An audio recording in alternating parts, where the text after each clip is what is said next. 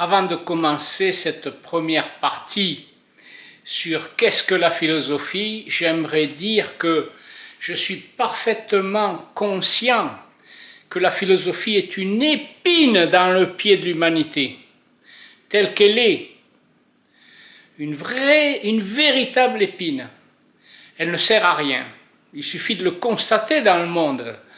Nous avons échoué parce que nous devrions enseigner la philosophie dès l'école primaire. Voilà. Alors, c'est quoi au juste? Bon.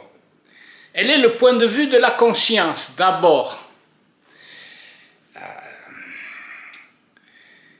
Attention, qui est prisonnière toujours de l'instant, ça il ne faut jamais l'oublier.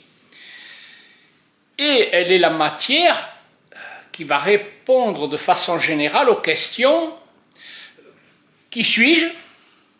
Qu'est-ce que je fais là? Que sais-je? Mais surtout, nous allons voir, qu'est-ce que j'ai bien pu rater? Elle va répondre donc à ces questions générales de l'existence. Oui, mais attention là, elle ne va pas répondre à la question « qu'est-ce que je fais maintenant ?» qui est quand même une question essentielle. Non, ça c'est la morale qui va y répondre. Et alors ça c'est une grosse erreur de la philosophie, parce que la philosophie ne va faire que montrer les choses, que montrer. La morale va concerner vouloir. Vouloir, c'est la pensée verticale qui, en s'habillant en quelque sorte des habits de la pensée horizontale, va donc vouloir tout un tas de choses. Et cette partie-là, ce n'est pas la philosophie.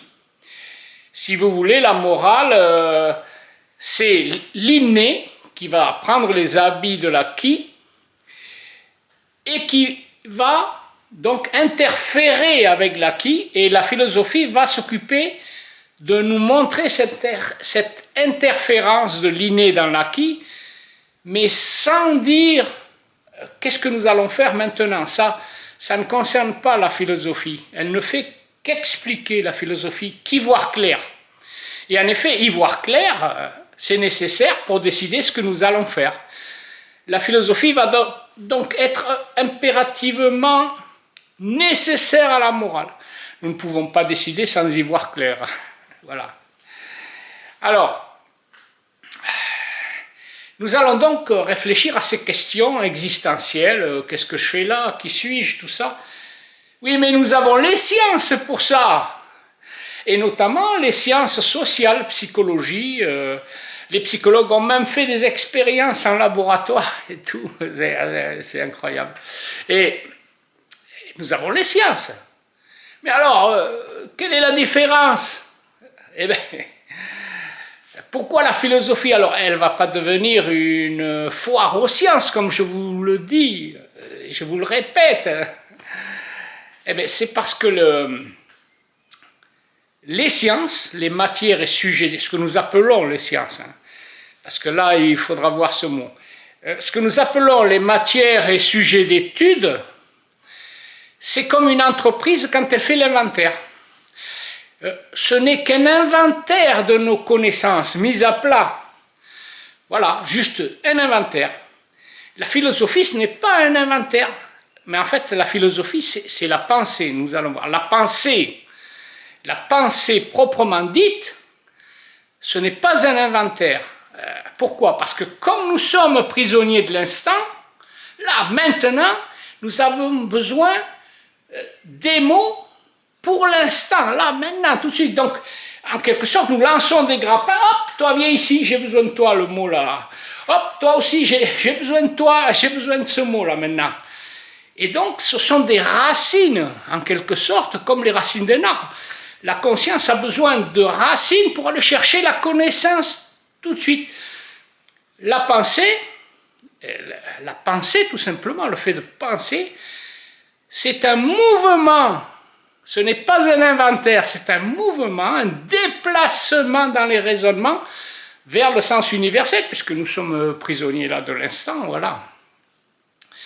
Voilà la différence entre l'épistémologie en matière et sujet d'étude et l'épistémologie en mots. Donc, qu'est-ce qui se passe lorsque nous philosophons?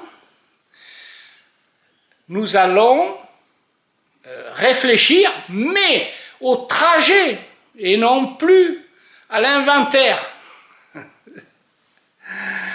Et ce trajet, vous l'avez deviné depuis le temps que vous me suivez.